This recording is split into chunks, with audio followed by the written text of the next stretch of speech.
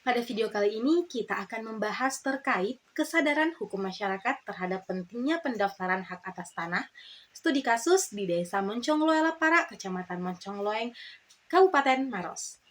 Adapun hal yang melatar belakangi judul tersebut, pada dasarnya tanah memiliki kedudukan yang sangat penting dalam hukum, di mana hubungan antara manusia dan tanah sangatlah erat.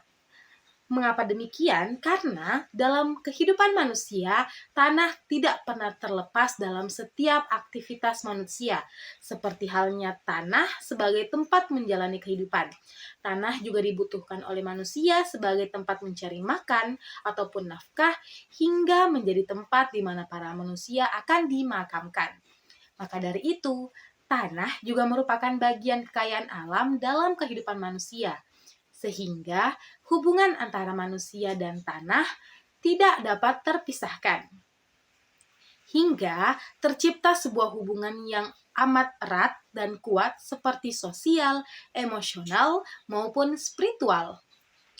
Islam menilai bahwa suatu hak kepemilikan atas segala benda, termasuk tanah dan lain-lain, mempunyai fungsi sosial.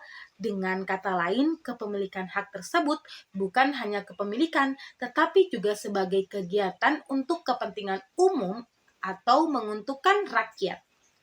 Oleh karena itu, tanah sendiri memiliki fungsi ganda, yaitu sebagai social asset dan capital asset. Yang keduanya dapat dijelaskan dan dikaitkan sebagai sarana pembatas hubungan sosial antara masyarakat dan penggerak pembangunan di Indonesia.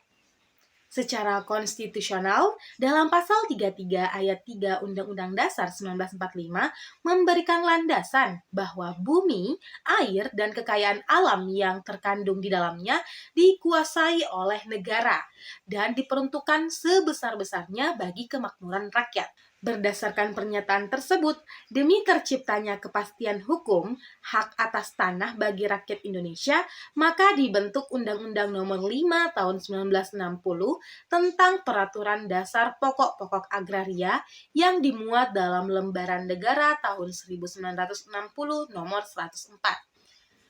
Pendaftaran tanah dilakukan melalui dua sistem, yaitu pendaftaran tanah secara sistematik dan secara sporadik. Pendaftaran tanah secara sistematik merupakan suatu kegiatan yang dilakukan pertama kali secara serentak untuk semua objek pendaftaran tanah di wilayah suatu desa atau kelurahan. Sedangkan pendaftaran tanah secara sporadik adalah kegiatan pendaftaran tanah yang dilakukan pertama kali tentang beberapa objek tertentu di suatu wilayah desa atau kelurahan secara individual maupun massal. Nah, pendaftaran hak atas tanah perlu adanya kesadaran hukum masyarakat. Kesadaran hukum memiliki arti penting dalam pelaksanaan hukum pertanahan. Adanya kesadaran hukum dapat mendukung suatu keberhasilan aturan hukum yang diterapkan di masyarakat. Keberhasilan aturan-aturan hukum tersebut juga dipengaruhi oleh tingginya kesadaran hukum di masyarakat. Semakin tinggi kesadaran hukum yang ada, maka semakin tinggi pula keberhasilan aturan-aturan hukum yang diterapkan di masyarakat. Adapun rumusan masalah dari judul tersebut yaitu yang pertama, bagaimana tingkat kesadaran hukum masyarakat Desa Moncongloe Lapara, Kecamatan Moncongloe, Kabupaten Maros terhadap pentingnya pendaftaran sertifikat hak milik atas tanah masih rendah.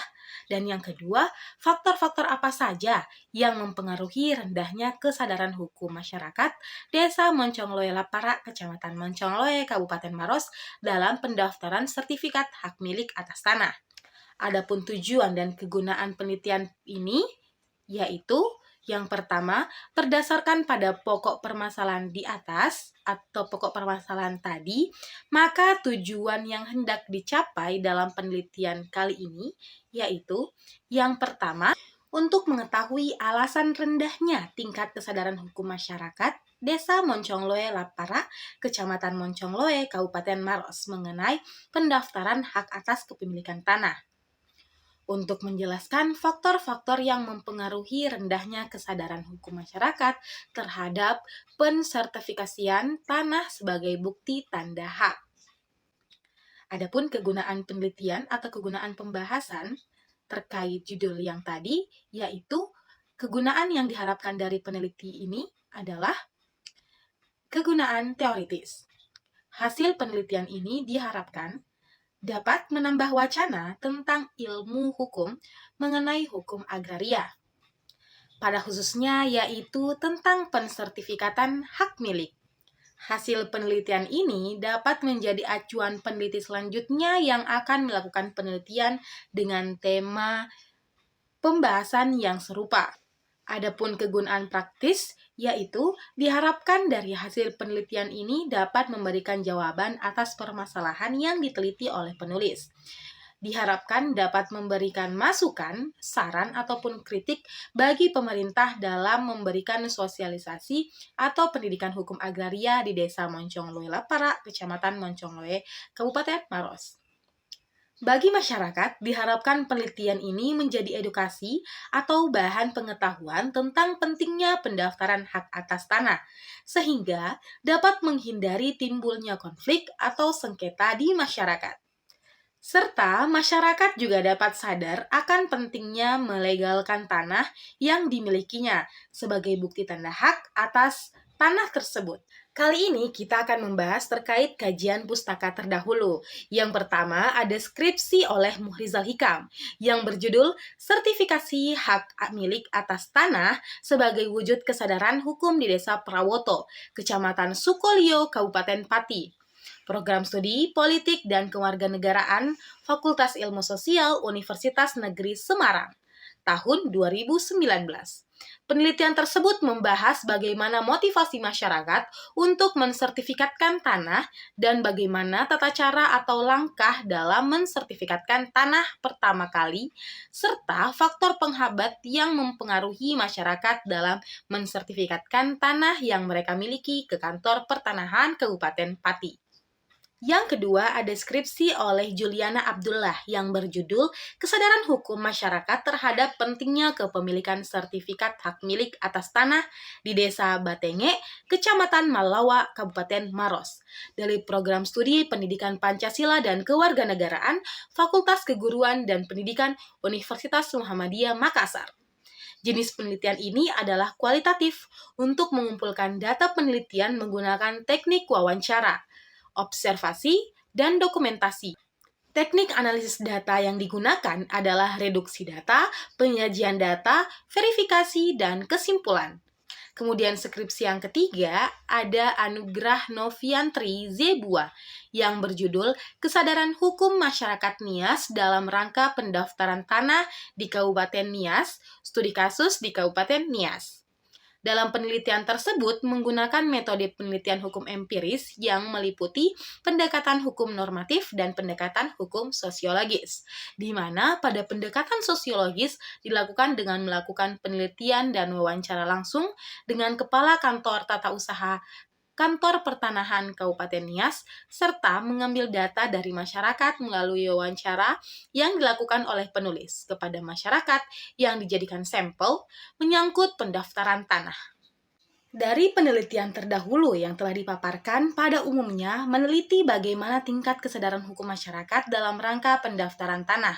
Belum ada yang meneliti secara khusus tentang rendahnya suatu kesadaran hukum masyarakat terhadap pentingnya melakukan pendaftaran tanah. Oleh karena itu, kami sebagai peneliti membatasi permasalahan penelitian pada rendahnya kesadaran hukum masyarakat terhadap hak atas tanah. Studi kasus di Desa Moncongloe Lapara, Kecamatan Moncongloe, Kabupaten Maros.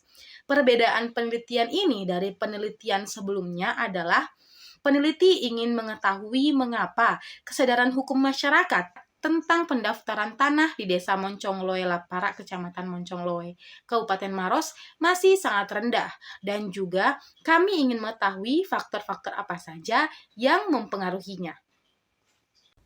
Yang kedua, tinjauan teoritik. A. Kesadaran hukum masyarakat. 1. Pengertian kesadaran hukum masyarakat. Kesadaran hukum sangat penting bagi pelaksanaan hukum pertanahan. Adanya kesadaran hukum akan sangat mendukung keberhasilan suatu masyarakat dalam penerapan aturan-aturan hukum. Keberhasilan aturan hukum tersebut tergantung pada derajat kesadaran hukum yang ada. Semakin tinggi derajat kesadaran hukum, maka semakin tinggi pula tingkat keberhasilan hukum dalam masyarakat. Menurut Kamus Besar Bahasa Indonesia, kesadaran hukum adalah kesadaran seseorang terhadap pengetahuan bahwa suatu perilaku tertentu diatur oleh hukum. Kesadaran hukum secara bahasa berasal dari kata sadar, tahu, serta mengerti, dan secara keseluruhan kesadaran hukum merupakan mengetahui dan mengerti tentang hukum. Definisi kesadaran hukum menurut para ahli diantaranya sebagai berikut. 1.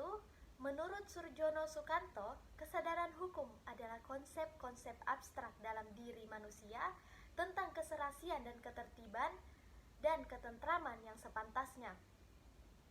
Yang kedua, pandangan selanjutnya tentang kesadaran hukum dikemukakan oleh Esmi Warasi. Menurutnya, kesadaran hukum adalah kesadaran untuk bertindak sesuai dengan ketentuan hukum. Kesadaran hukum masyarakat merupakan jembatan yang menghubungkan antara peraturan-peraturan hukum dengan tingkah laku anggota masyarakat. Yang ketiga, menurut Krabe, kesadaran hukum merupakan kesadaran atau nilai-nilai yang terdapat dalam diri manusia tentang hukum yang ada atau tentang hukum yang diharapkan ada. Yang kedua, faktor yang mempengaruhi kesadaran hukum. Faktor-faktor yang mempengaruhi kesadaran hukum menurut Surjono Sukanto adalah sebagai berikut. A. Pengetahuan tentang ketentuan hukum. Pengetahuan tentang ketentuan hukum secara umum apabila terdapat suatu peraturan undang-undang yang telah disahkan, maka peraturan tersebut dengan sendirinya akan tersebar luas dan diketahui oleh masyarakat. Oleh karena itu, masyarakat akan dianggap mengetahui hukum dan tidak ada alasan bagi mereka untuk mengatakan bahwa tidak mendengar ataupun melihat hukum tersebut. B. Pengakuan terhadap ketentuan hukum. Pengakuan masyarakat terhadap ketentuan hukum memiliki arti bahwa masyarakat mengetahui isi dan kegunaan dari norma-norma hukum tersebut, yaitu terdapat suatu derajat pemahaman terhadap ketentuan-ketentuan hukum yang berlaku. C. Penghargaan tentang ketentuan hukum. Penghargaan terhadap ketentuan-ketentuan hukum merupakan reaksi yang ditampakkan oleh masyarakat mengenai sejauh manakah mereka dalam menerima suatu ketentuan hukum tertentu. Masyarakat mungkin mematuhi atau menentang hukum karena kepentingan mereka terjamin sepenuhnya. D. Kepatuhan terhadap ketentuan hukum. Ketaatan masyarakat terhadap ketentuan hukum tergantung apakah kepentingan-kepentingan masyarakat mengenai anggapan tentang apa yang baik dan yang harus dihindari dapat ditampung oleh ketentuan hukum. Yang ketiga, relevansi kesadaran hukum dan kepatuhan hukum. Kepatuhan hukum dapat dikatakan sebagai manifestasi dari kesadaran hukum. Orang yang memiliki kesadaran hukum tanpa diikuti dengan tindakan untuk mematuhi hukum, maka kesadaran hukum hanya semacam nilai. Kesadaran hukum baru akan terlihat dengan adanya kepatuhan hukum. Oleh karena itu, kesadaran hukum dan kepatuhan hukum berlaku secara beriringan. Dapat dikatakan bahwa seseorang mematuhi hukum karena kepentingan-kepentingannya terjamin oleh hukum. Bahkan mungkin ia mematuhi hukum karena ia merasa bahwa hukum yang berlaku sesuai dengan nilai-nilai yang ada di dalam dirinya. Namun, hal-hal tersebut di atas terlepas dari masalah apakah hukum seseorang setuju atau tidak terhadap substansi maupun prosedur yang ada. Pengertian pendaftaran tanah. Menurut Wedi Harsono, bahwa pendaftaran tanah adalah serangkaian kegiatan yang dilakukan oleh pemerintah atau negara secara terus-menerus dan teratur, berupa pengumpulan keterangan atau data tertentu mengenai tanah tertentu yang terdapat dalam suatu wilayah. Pengelolaan, penyimpanan, dan penyajiannya bagi kepentingan rakyat dalam rangka memberikan jaminan kepastian hukum di bidang pertanahan, termasuk tanda bukti dan pemeliharaannya. Pengertian pendaftaran tanah juga dibuat dalam pasal 1 angka 1 Peraturan Pemerintah Nomor 24 Tahun 1997, yaitu serangkaian kegiatan yang dilakukan oleh pemerintah secara terus-menerus, berkesinambungan dan teratur, meliputi pengumpulan, pengelolaan, pembukuan, dan penyajian serta pemeliharaan data fisik dan data yuridis dalam bentuk peta dan daftar mengenai bidang-bidang tanah dan satuan-satuan rumah susun, termasuk pemberian surat tanda bukti haknya bagi bidang-bidang tanah yang sudah ada haknya dan hak milik atas satuan rumah susun serta hak-hak tertentu yang membebaninya. Prosedur pendaftaran tanah. Prosedur pendaftaran tanah dilakukan melalui dua cara, yaitu pendaftaran tanah secara sistematis dan pendaftaran tanah secara sporadik. Pendaftaran tanah secara sistematik merupakan kegiatan pendaftaran tanah untuk pertama kali yang dilakukan secara serentak, yang meliputi semua objek pendaftaran tanah yang belum didaftar dalam suatu wilayah, desa, atau kelurahan, sebagaimana tercantum dalam pasal 1 ayat 10 Peraturan Pemerintah Nomor 24 Tahun 1997. Pendaftaran tanah secara sporadik menurut pasal 1 ayat 11 Peraturan Pemerintah Nomor 24 Tahun 1997 adalah kegiatan pendaftaran tanah untuk pertama kali mengenai satu atau beberapa objek pendaftaran tanah dalam suatu wilayah desa atau kelurahan desa, individual maupun massal. Yang ketiga, manfaat pendaftaran tanah. Dalam melakukan pendaftaran tanah, terdapat manfaat bagi pihak-pihak yang bersangkutan, seperti manfaat bagi pemegang hak, memberikan rasa aman, dapat mengetahui dengan jelas data fisik dan data yuridis. C. Memudahkan dalam pelaksanaan peralihan hak. D. Harga tanah menjadi lebih tinggi. E. Dapat dijadikan jaminan utang dengan dibebani hak tanggungan. F. Penetapan pajak bumi dan bangunan atau PBB tidak mudah keliru. Kedua, manfaat bagi pemerintah.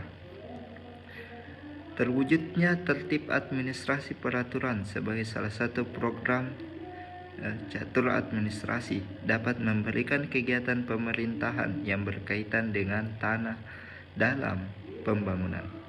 Yang ketiga, dapat mengurangi sengketa di bidang pertahanan. Itulah beberapa penjelasan mengenai pendaftaran tanah, seperti pengertian, prosedur, maupun manfaat dalam pendaftaran tanah. Kita beralih untuk membahas terkait metode penelitian. Jenis penelitian. Suatu penelitian dapat memperoleh keterangan yang lengkap, sistematis, serta dapat dipertanggungjawabkan. Maka dari itu diperlukan suatu metode penelitian guna memberikan arah dalam pelaksanaan penelitian. Penelitian ini mendasarkan pada penelitian kualitatif. Adapun lokasi penelitiannya, kami sebagai peneliti ingin melakukan penelitian di Desa Moncongloe, Laparak, Kecamatan Moncongloe, Kabupaten Maros.